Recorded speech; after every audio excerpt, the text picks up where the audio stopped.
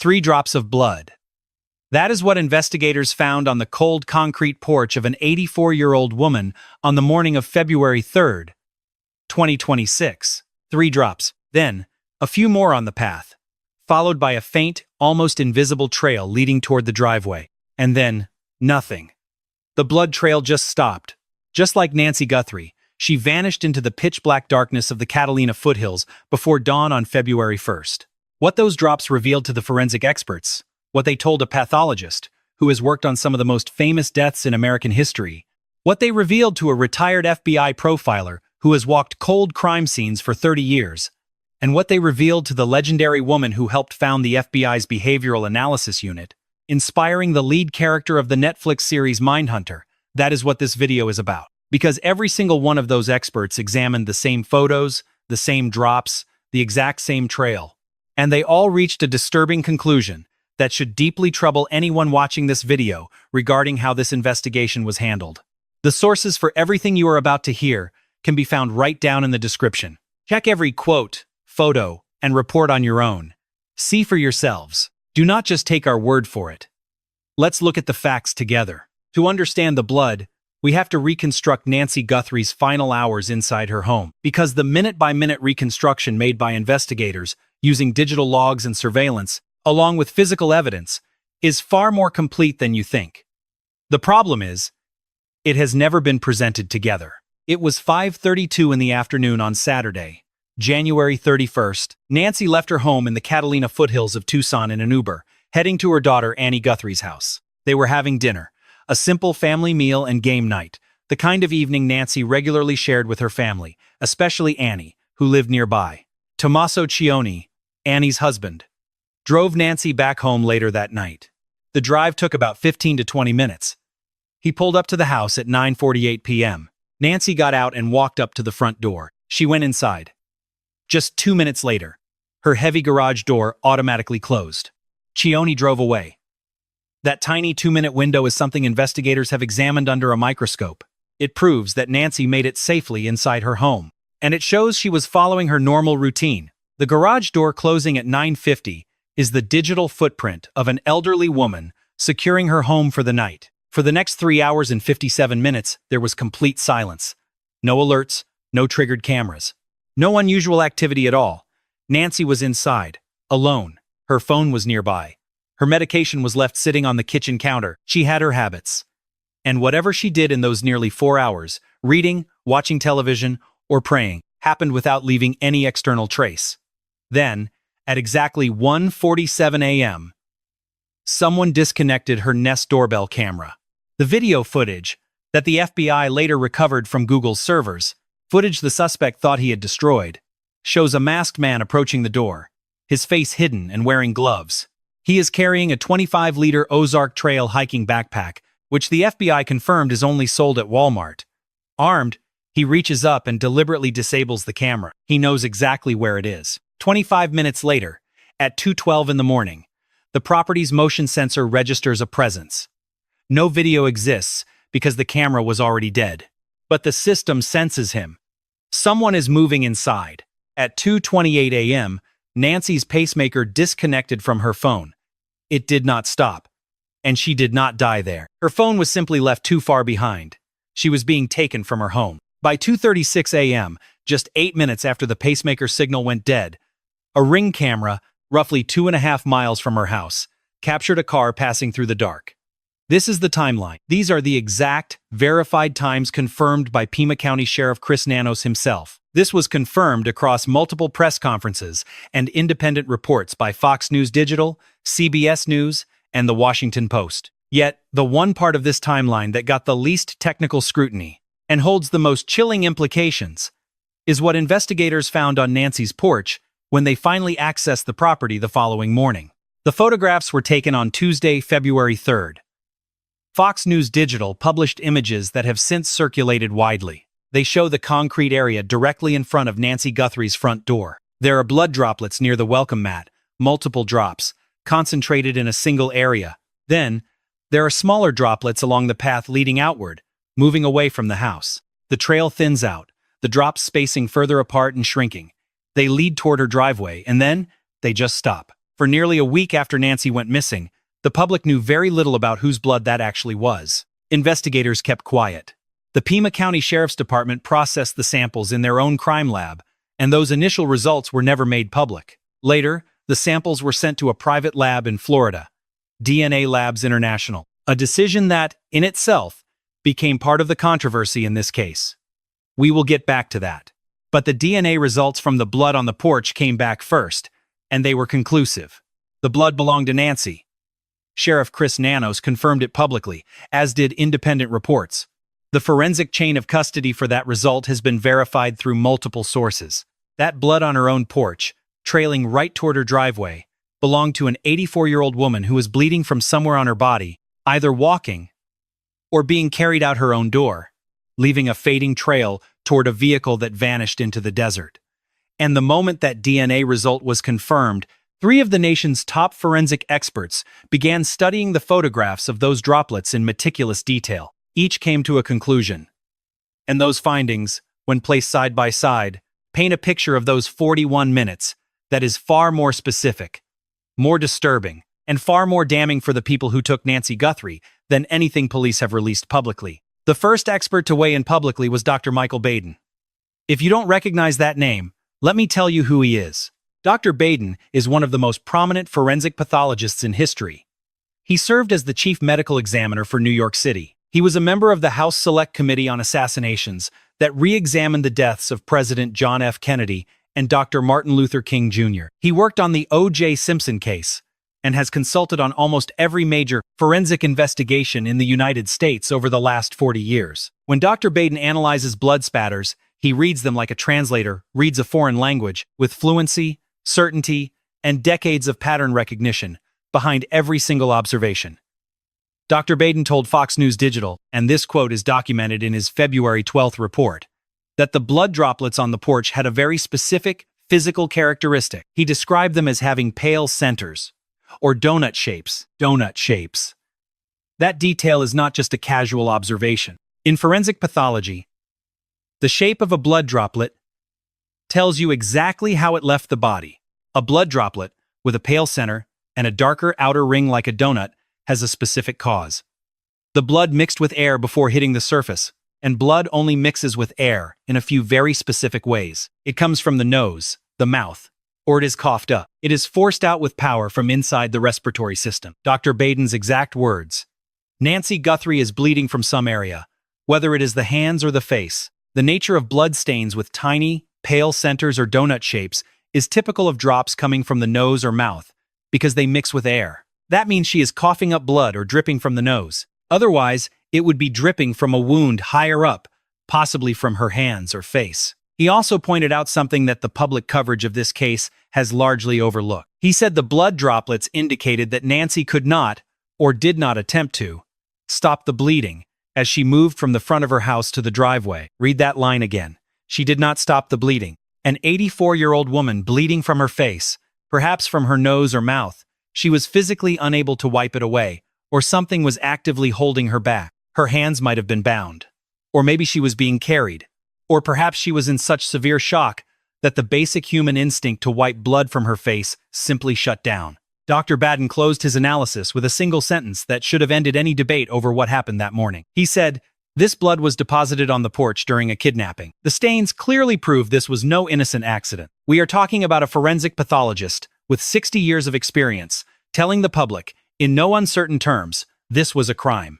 That violence occurred, that an 84-year-old woman was bleeding from her face as she was dragged forcibly from her own home. And Dr. Baden was only the first of 3. The second expert to analyze those crime scene photos in detail was Jim Clemente, who built his career as an FBI supervisory special agent. He worked in the behavioral analysis unit and has spent decades reconstructing crime scenes. And when Fox News Digital handed him the very same photographs Dr. Baden had analyzed, Clemente did something that no one else had brought to the public debate. He conducted a full forensic analysis of the blood pattern, drop by drop, position by position, velocity by velocity. His final conclusions were published on April 25, 2026, and they were absolutely extraordinary. Clemente identified 2 distinct types of blood spatter in those photographs. There were low-velocity drops right near the door, and medium-velocity ones further out.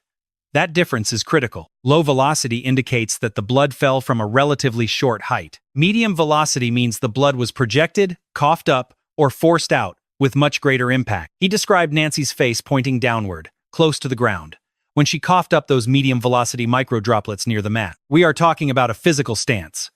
Nancy hunched over, face down, bleeding continuously. Then he analyzed the most disturbing detail of the entire pattern.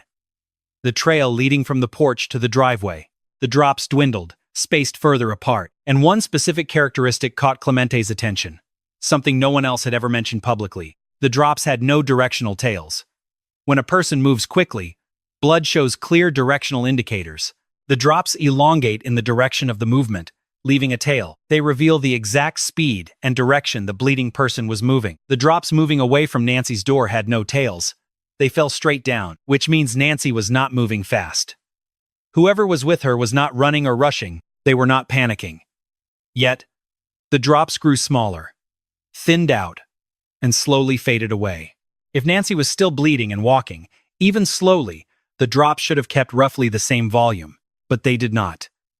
They shrank drastically, and then stopped altogether. Clemente's explanation for this contradiction is the most unsettling forensic theory proposed in this entire case. His exact words to Fox News Digital, "Where that blood pattern disappears, I believe she was lifted and carried, perhaps facing upward, so no more blood would fall along the way. They lifted her up, carried her in their arms, and, crucially, turned her face up. Face up, so the blood pooling in her nose and mouth would not drip forward onto the concrete. The trail simply stopped. This kept the evidence from falling at the exact spot that would have led investigators straight to the waiting vehicle. This was entirely deliberate. It was not panic. We are talking about someone who knew exactly what they were doing." Clemente said something else that I want you to consider carefully for a moment. He said that the abduction itself was not rushed. Had it been, the blood droplets would have shown those directional tails, clear evidence of speed, but they did not. The pace was controlled, measured, almost calm.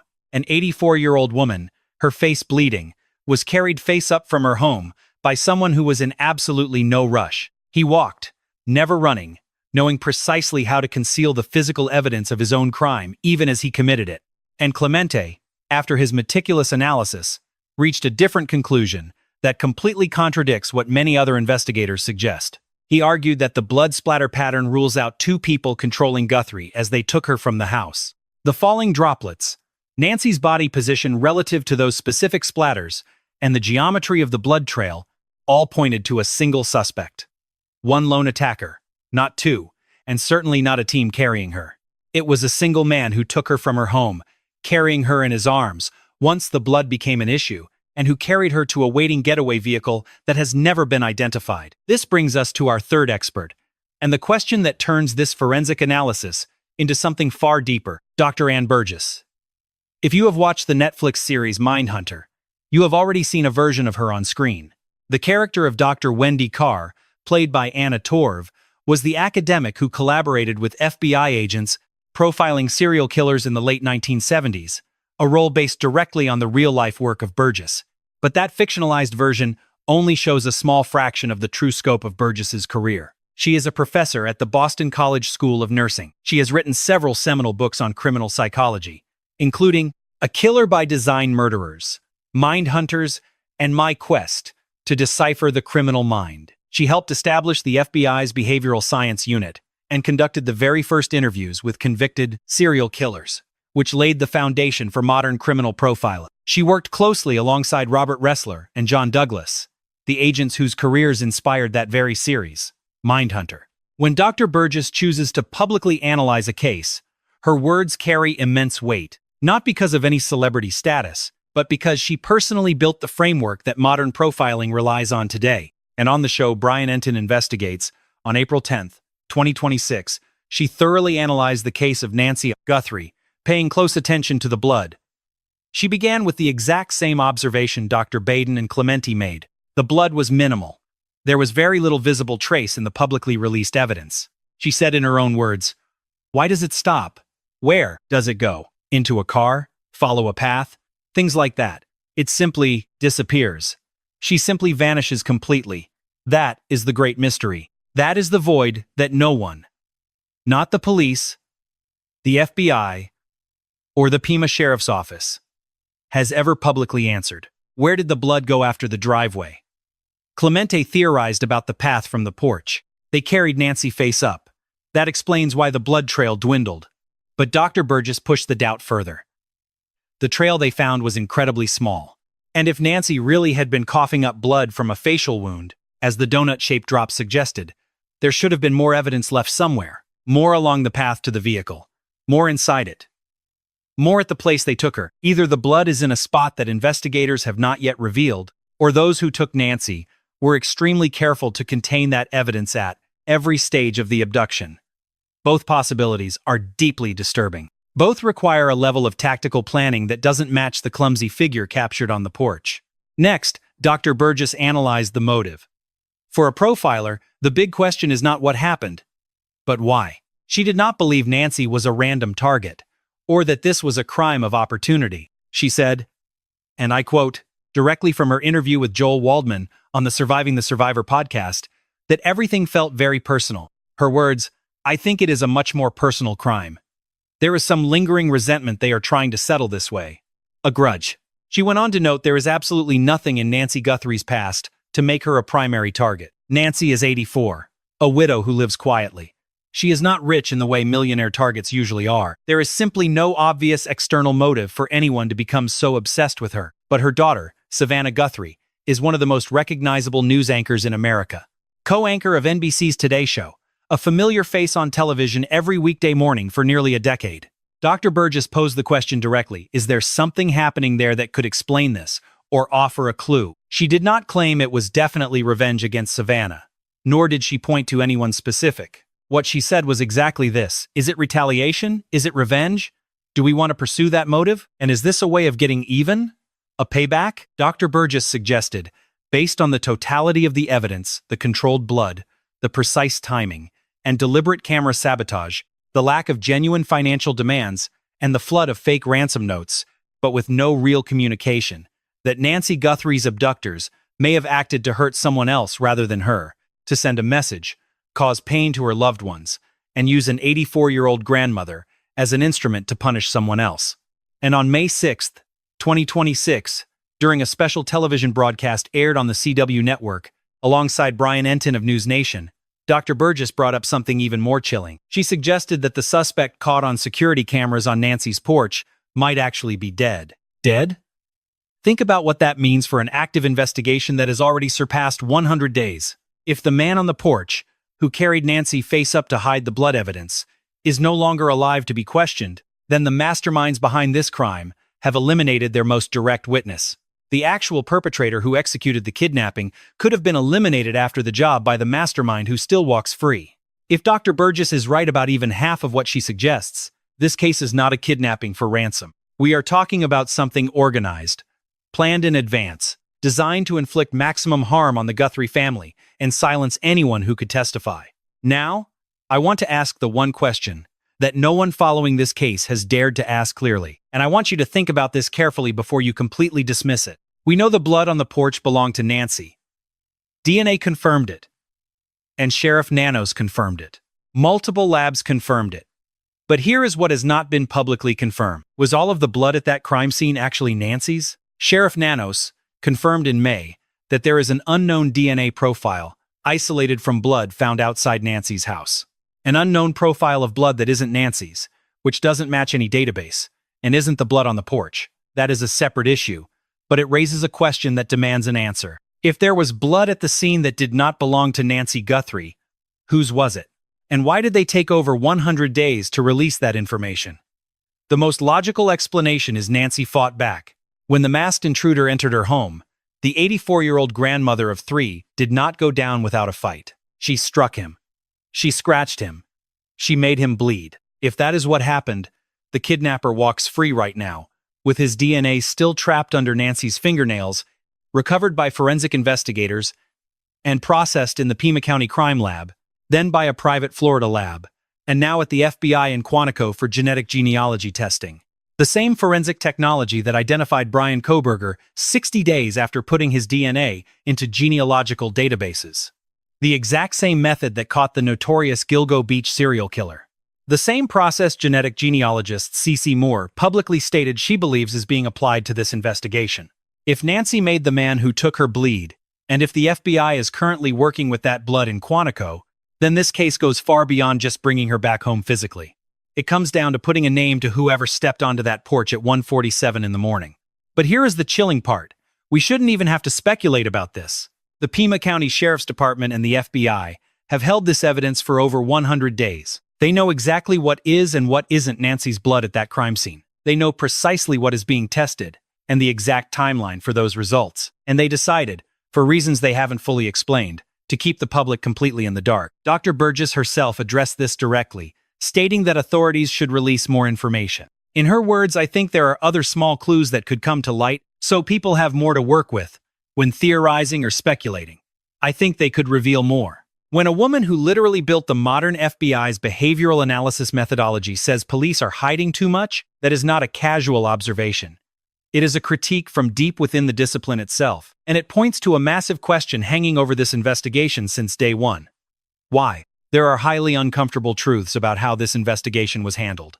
And if we're being honest about this case, honest with Nancy, the Guthrie family, and the public, we must be willing to talk about them. During the first 4 days of the investigation, the FBI was not given full access to the case. Kash Patel, from the FBI, revealed this on Sean Hannity's podcast on May 6, 2026. He said, "For 4 days, they kept us completely out of the investigation. The first 48 hours after a disappearance are the most critical. 4 whole days, the most crucial window in a kidnapping, and the nation's most advanced federal investigative agency was kept at arm's length by local police. When the FBI finally managed to step in, they went straight to Google. They pulled the cached recording from the Nest security camera, the very one the suspect thought he had destroyed. That is how they got footage of the masked man on Nancy's porch," Patel stated publicly. "We could have gotten that days earlier. Much earlier. What else could have been recovered in those first 4 days? What other digital footprints? What security footage from neighbors? What traces of evidence at the crime scene? What fresh memories from witnesses? What would have been saved if they had let the FBI work from the moment Nancy's disappearance was reported?" The DNA was sent to a private laboratory in Florida, DNA Labs International, before it was ever sent to Quantico. The FBI publicly stated through its Assistant Director of Public Affairs, Ben Williamson, that the Bureau asked to test that DNA 2 months before receiving it. 2 months. But the local sheriff chose to send it to Florida. The blood evidence on that porch, with drops analyzed by 3 different experts, was processed under conditions that raise serious questions about the chain of custody, the chosen labs, and the timeline. Tiffany Roy, a forensic geneticist with thousands of cases of experience and author of 3 forensic science textbooks, publicly stated that if she were on the defense, she would closely watch the evidence's chain of custody. She said that sometimes the FBI does not follow the rules of genealogical databases. Their goal is to catch the suspect, and sometimes they bend the rules to make it happen. But that suspicion of cutting corners does not only point to the FBI. It applies to every single lab and agency that touched this evidence. 5 different labs processed parts of this case, 5 different hands, 5 paper trails. Every transfer is a weak spot for a future trial. Sheriff Chris Nanos firmly defended every decision. He insisted that they notified the FBI immediately. He claimed they chose the Florida lab for completely legitimate operational reasons. He maintains the case isn't cold, and that investigators are getting closer every day. But Sheriff Nanos said something else in a different context, something that hasn't received enough public attention. In an interview with NBC News, he was asked directly about the vehicle caught on a neighbor's security camera at 2:36, exactly 8 minutes after the pacemaker went offline. The reporter asked if they had identified that vehicle. Nanos simply answered no. A car passes a neighbor's house 2.5 miles from Nancy Guthrie's home, right as the window for her abduction was closing. A Ring camera caught it, and over 100 days later, the Pima County Sheriff still hasn't identified that vehicle. 12 cars in total were caught on Ring cameras in the area that morning. 12. And out of those 12, the one passing at 2:36, which matches almost exactly with the end of the blood trail on the driveway, according to Clemente, remains unidentified.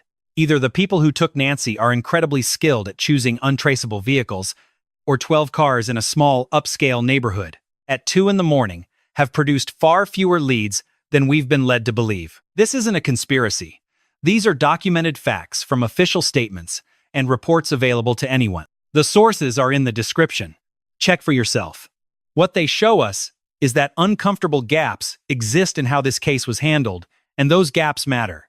That brings us to our third expert, and the question that turns this analysis into something far bigger than a forensic exercise, Dr. Ann Burgess. If you've watched the Netflix series Mindhunter, you've already seen a version of Dr. Burgess on screen. The character of Dr. Wendy Carr, played by Anna Torv, the researcher profiling serial killers with FBI agents in the late 70s, is based directly on the real-life work of Burgess. But that character only shows a tiny fraction of what Dr. Burgess has actually accomplished. She is a professor at the Boston College School of Nursing. She authored several landmark books on criminal psychology, including A Killer by Design, Murderers, Mindhunters, and My Quest to Decipher the Criminal Mind.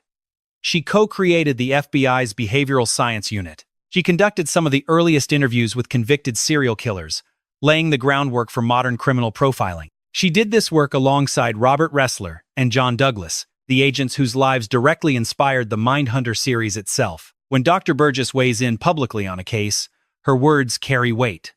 Not because of fame, but because she helped build the mental framework we use to analyze crimes today. And on Brian Entin Investigates from April 10, 2026, Burgess analyzed Nancy Guthrie's case, including the blood evidence. She started with the exact same observation made by Dr. Baden and Clementi. There was very little blood. Next to nothing was visible in the evidence shown to the public. Her exact words were, "Why does it stop? Where does it go? Does it go into a car? Down a path?"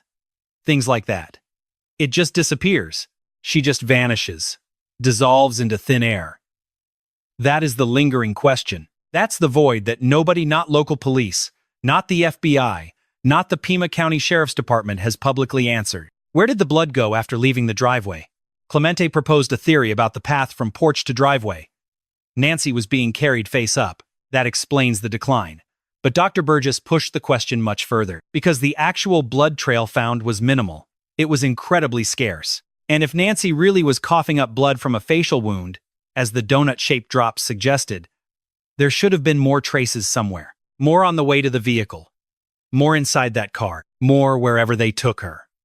Either the blood is in a location hidden by investigators, or her abductors were highly meticulous in controlling that evidence at every stage of the kidnapping.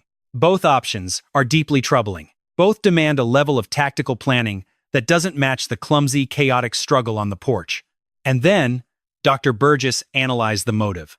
To a criminal profiler, the real question isn't what happened, but why. She didn't believe Nancy was just a random target. She didn't believe this was a random crime of opportunity. She said so during her interview with Joel Waldman on the Surviving the Survivor podcast, stating that the crime felt deeply personal. Her exact words were, "I believe this is a much more personal type of crime. That some deep, simmering grudge out there is finally being settled by force. A resentment," she continued, pointing out that there is absolutely nothing in Nancy's quiet past that would make her an obvious target. Nancy is 84 years old, a widow living quietly. She isn't wealthy, like high-net-worth targets usually are. There is no logical reason to fixate on her, but her daughter, Savannah Guthrie, is one of the most prominent journalists in the country. Co-host of NBC's Today Show, a familiar face on television every morning for nearly a decade. Dr. Burgess raised the question directly. Is there something going on there that could provide answers or clues? She didn't claim this was definitely direct revenge against Savannah. She didn't point fingers at anyone. Instead, she asked, "Is this retaliation? Is it revenge? Should we pursue that line of motive, a calculated way to get even? To settle a score?" Analyzing all the evidence, including the blood patterns and the precise timing, Dr. Burgess suggested something darker. The deliberate camera disabling, the absence of an actual financial ransom demand, and the flood of fake ransom notes without any real communication, all pointing to the idea that whoever took Nancy Guthrie wanted to hurt someone else. To send a message. To inflict deep pain on someone who loved her, using an 84-year-old grandmother as a cruel weapon to punish someone else. And on May 6, 2026, during a television special on the CW network with Brian Entin of News Nation, Dr. Burgess raised an even more terrifying theory. She suggested that the individual caught on security cameras on Nancy's porch might actually be dead. Dead? Think about what that means inside a major investigation that has already crossed well over 100 days. If the man on the porch, the one who carried Nancy face up to hide the blood trail, is no longer alive to be questioned. Then whoever planned the crime eliminated their direct witness. The actual kidnapper who carried out the abduction might have been eliminated once the job was done by the person pulling the strings, by whoever is still walking free today. If Dr. Burgess is even half right about this, this is no ordinary kidnapping for ransom. It was a highly organized, calculated plot, designed to inflict maximum damage on the Guthrie family and eliminate anyone who could ever testify. Now, I want to ask the one question that no one following this case publicly has dared to voice, and I want you to think about this carefully before dismissing it entirely. We know the blood on the porch belonged to Nancy. DNA confirmed it. Sheriff Nanos confirmed it. Multiple labs confirmed it. But here is the one detail that hasn't been publicly confirmed. Did all the blood at that scene belong to Nancy? Sheriff Nanos did confirm during a press conference that an unknown DNA profile was indeed found outside Nancy's home. A completely unknown blood profile that doesn't match Nancy, doesn't match any database, and was not found on the porch. That is a separate issue, but it raises a critical question that demands an immediate answer. If there was blood at that scene that didn't belong to Nancy Guthrie, whose was it? And why did it take over 100 days to publicly acknowledge that information? The most logical explanation is that Nancy fought back. That when the masked man burst through her door, the 84-year-old grandmother did not go down without a fight. That she struck him, scratched him, that she made him bleed. And if that happened, the kidnapper walks free right now, with his DNA trapped under Nancy's fingernails, recovered by forensic techs, processed at the Pima County lab, and then routed to a private facility in Florida, and now, at the FBI in Quantico, undergoing advanced genetic genealogy testing. It is the same technology that identified Brian Koberger 60 days after uploading his DNA to databases. The exact same method that solved the Gilgo Beach serial killer case. The very process that genetic genealogist C.C. Moore has publicly stated she believes is being used in this investigation. If Nancy drew blood from the man who took her, and if that blood is what the FBI in Quantico is analyzing, then this haunting case is no longer just about recovering her physically. It is about putting a first and last name to the person who stepped onto that porch at 1:47 a.m. But here is the troubling part. We should not have to speculate about this. The Pima County Sheriff's Department and the FBI have held this evidence for over 100 days. They know with absolute certainty which blood belongs to Nancy at that scene and which does not. They know exactly what is being processed and when those results are expected to come back. Yet they have chosen, for reasons they will not explain, to keep the public completely in the dark. Dr. Burgess addressed this head-on, stating that law enforcement should be releasing far more information. In her words, "I believe there are other small details that could easily be shared with the public, so that people have more substance to form their own theories and speculate. I think they could reveal much more." When a woman who literally shaped the behavioral analysis methods used by today's FBI says police are hiding too much, it is not a casual observation. It is an insider critique of the discipline itself. And it points to a massive question mark that has loomed over this case from day one. Why? Because there are deeply uncomfortable truths about how this investigation has been handled. And if we are going to be honest about this case, honest with Nancy, honest with the Guthrie family, and honest with the public, then we must be willing to speak out. During the crucial first 4 days of the investigation, the FBI was denied full access to the case. Kash Patel, director of the FBI, revealed this to Sean Hannity on May 6, 2026. He said, "For 4 days, we were kept entirely out of the investigation. The first 48 hours of any disappearance are crucial, yet they waited 4 days, the most critical window in an abduction, and the nation's premier investigative agency was reportedly kept at bay by local authorities. When the FBI finally got involved, they went straight to Google. They retrieved the cached Nest doorbell camera footage, the very video the suspect thought he had destroyed. They obtained the images of the masked man standing on Nancy's porch." Patel publicly declared, "We could have had this days earlier. What else could have been recovered during those first 4 days? What other digital footprints? What security footage from neighboring homes? What physical evidence at the scene? What fresh witness statements? What would have been preserved if they had let the FBI work from the very moment Nancy went missing? The DNA was instead sent to a private lab in Florida, DNA Labs International, before finally being forwarded to the FBI in Quantico. The FBI, through Public Relations Deputy Director Ben Williamson, stated they requested to analyze that DNA 2 months before actually receiving it. Instead, The local sheriff's department shipped it off to Florida. The blood evidence on that porch, those droplets that 3 different experts have already analyzed, was processed under conditions that raise serious questions about the chain of custody, the choice of lab, and the timeline. Tiffany Roy, a forensic DNA expert who has worked thousands of cases and published 3 books on forensics, stated publicly that, if she were on the defense team, she would be watching the chain of custody very closely. In her words, sometimes the FBI does not follow genetic database rules. Their goal is to catch the suspect, and sometimes they bend the rules to do it. But the concern over bending the rules does not just point to the FBI. It applies to every laboratory and every agency that has handled this evidence. 5 different forensic labs handled the evidence in this case. 5 pairs of hands, 5 paper trails. Every single handoff creates a procedural hurdle for any future trial. Sheriff Chris Nanos stood by his decisions, claiming they looped in the FBI immediately. He insists choosing that Florida lab was based purely on operational needs. He maintains the case is not cold, promising that detectives are closing in. But the sheriff also quietly admitted something else elsewhere, a detail that has flown completely under the radar. In an NBC News interview, they pressed him about a vehicle caught on a neighbor's security camera at 2:36 in the morning, just 8 minutes after Nancy's pacemaker flatlined. The reporter asked if they had identified that car. Nanos simply replied no. A car passes a neighbor's house, 2.5 miles from Nancy Guthrie, right as the window for her kidnapping slams shut. A Ring camera caught it. And over 100 days later, the Pima County Sheriff still hasn't identified that car. 12 vehicles total were spotted in the area that morning. 12. And out of those 12, the car that passed at 2:36 in the morning, matching exactly where the blood trail ended on the driveway, according to Clementi's forensic analysis, remains completely unidentified. Either Nancy's abductors were masterminds at choosing vehicles that leave absolutely no trace, or 12 cars, roaming a quiet, upscale neighborhood at 2 a.m., left far fewer clues than police led the public to believe. These aren't conspiracy theories. They are cold, hard facts, pulled straight from police statements and public records. All sources are linked in the description. Look into it yourself.